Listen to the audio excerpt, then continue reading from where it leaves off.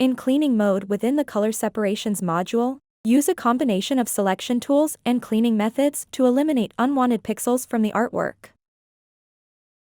To choose the cleaning method, go to the cleaning menu and select Filling, Noise, or Outlines, or click to select the cleaning method from the toolbar.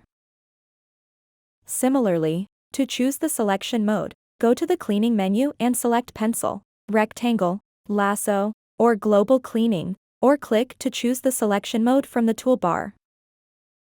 Use Film View to find stray pixels, then choose the best combination of selection tools and cleaning methods to clean them. For example, the dark purple has stray pixels on the border of where other colors meet. In this case, we can use the outline cleaning method. Use lasso selection to draw around the stray pixels and remove them. Cleaning can be done in Film View or Color View.